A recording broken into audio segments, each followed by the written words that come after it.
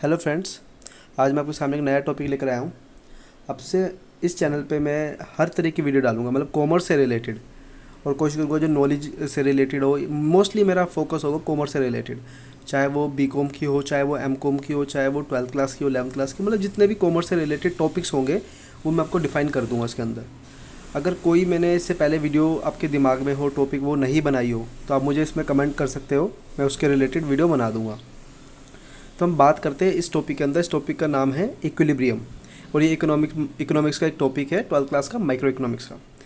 तो हम इसको पढ़ते हैं। इक्विलिब्रियम, जब आपको वर्ड दिख रहा होगा इक्वल, ये एक ऐसी स्टेट होती है जहाँ पर हमारा डिमांड और सप्लाई बराबर होता है। मैंने क्या बोला? डिमांड और सप्लाई बराबर होता है। अब एक चीज़ आप सोच के चलो, मैं आपको एक छोटी चीज़ बोलता हूँ। अगर सोचो आपको एक चीज़ 1 रुपए की मिल रही है, सपोज़ करो आपने एक साबुन लेने गया, ठीक है। आज वो उस दुकान पे साबुन 10 बिक रहे हैं। कितने रुपए का था एक साबुन? 1 रुपए का।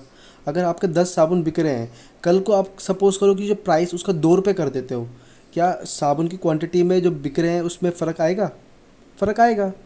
सपोज़ करो वो 8 हो गया।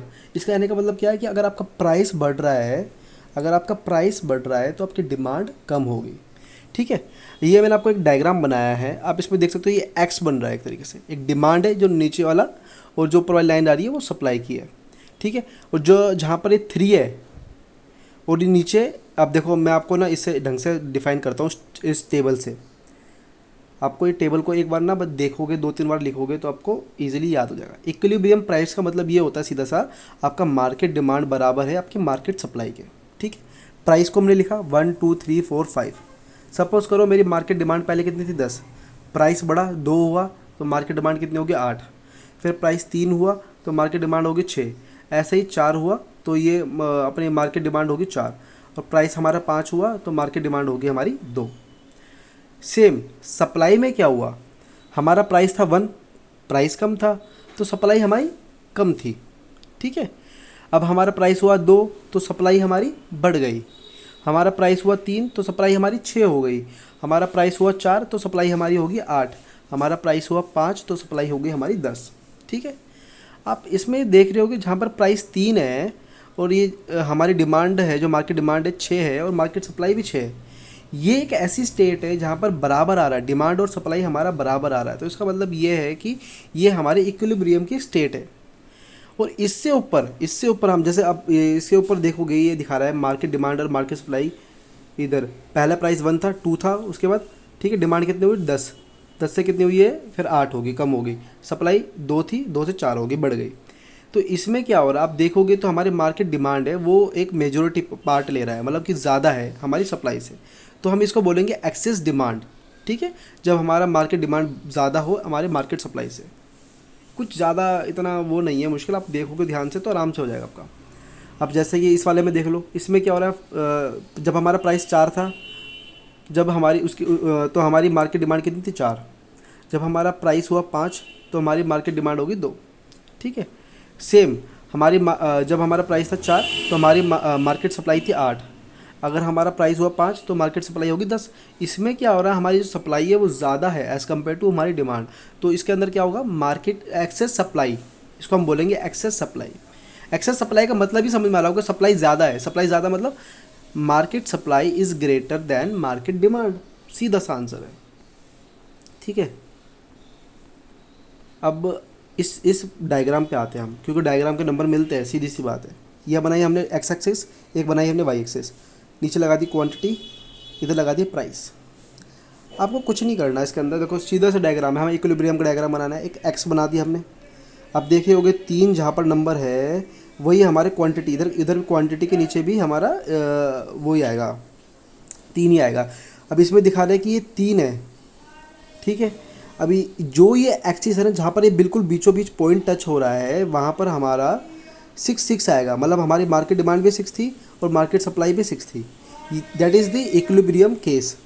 इससे ऊपर वाला केस जहाँ पर हमारी मार्केट डिमांड ज़्यादा है, सप्लाई कम है, ठीक है। ये रहा एक्सेस डिमांड हो गया ये, ठीक है। इससे ऊपर क्या आएगा हमारा? जहाँ पर हमारी सप्लाई ज़्यादा है बट डिमांड कम है, तो एक्सेस सप्लाई हो गया। मतलब ये डायग्राम इसी के ऊपर बेस है पूरा। अपने एक छोटा सा चार्ट, इजी सा चार्ट है, बहुत ज़्यादा मुश्किल नहीं है, कुछ भी नहीं है, मुश्किल तो है ही नहीं है। आपको लाइन से 1 2 3 5 करना है। डिमांड कितनी है? 10 8 6 4 2, इसी का अपोजिट चलना है, 2 4 6 8 10। थर्ड प्राइस पे, तीसरे नंबर के प्राइस पे हमारी डिमांड और सप्लाई सेम होती है। दैट मीन्स कि हमारी जो एक्विलिब्रियम पॉइंट है वो हमारा 6 है। ठीक है, ये आ गया बिल्कुल बीचों बीच, ये हमारा डायग्राम बन जाएगा हमारा प्राइस पे। ठीक है, अब हम बात करते हैं अपनी इसकी। अब एक क्वेश्चन हमसे ये पूछ लिया जाता है, सपोज करो कि हमें दो चीज़ें दी है, क्वांटिटी डिमांडेड जिसकी इक्वेशन हमें दे दी 100 माइनस 2p, ये क्वेश्चन है एक तरीके से। ठीक है, एक हमें दे दिया quantity supply 40 plus p। Okay, इसके अलावा हमसे क्या पूछा उसने? इक्विलिब्रियम प्राइस बताओ और इक्विलिब्रियम का स्टेट बताओ, कितने पे हमारा इक्विलिब्रियम आएगा। हमें एक चीज़ पता है कि भैया हमारा इक्विलिब्रियम प्राइस निकालने के लिए हमें पता है कि हमारा मार्केट डिमांड बराबर है मार्केट सप्लाई के। ठीक है, हम इसी को लेकर चलेंगे। हमें क्या दे रखा? Quantity demanded to quantity supply. तो हमें ये इक्वेशन को इक्वल रख देने हैं एक दूसरे के। जब हम इसके इक्वल रखेंगे तो हमारा जो पी की वैल्यू है ना वो आएगी हमारी 20। ठीक है, तो हमारा इक्विलिब्रियम प्राइस आ गया 20। अब इसने हमसे पूछे इक्विलिब्रियम स्टेट। इक्विलिब्रियम स्टेट आप चाहे तो इस इक्वेशन में पी की वैल्यू रख दो डिमांड वाले के अंदर या सप्लाई के अंदर रख दो, आपका आंसर सेम ही आएगा, क्योंकि इक्विलिब्रियम स्टेट है। इक्विलिब्रियम के अंदर इक्वल होगा दोनों, क्वांटिटी एंड सप्लाई। मैंने पहले के अंदर रखा डिमांड के अंदर, तो मेरी इक्वेशन का आंसर आया 60। जब मैं दूसरी में रखता हूँ तो दूसरी के अंदर भी मेरा आंसर आता है 60। तो दैट प्रूव्स कि हमारा इक्विलिब्रियम जो हमारा पॉइंट है वो है 60। ठीक है, ये छोटा सा कंसेप्ट है, बट मैं आपका ये चाहता हूँ कि ज़्यादा से ज़्यादा आपको टाइम ना वेस्ट हो और ये 5-7 मिनट में आप ये कंसेप्ट सीख जाओ। और मैं आपको गारंटी देता हूँ, अगर आप इसको एक बार देखोगे, एक बार कॉपी में लिखोगे, तो ये मतलब कि कहता है ना, चुटकी बजाने वाला काम है। इतना आराम से आप सीख जाओगे उसको। ठीक है, I hope you like this video. Thank you very much.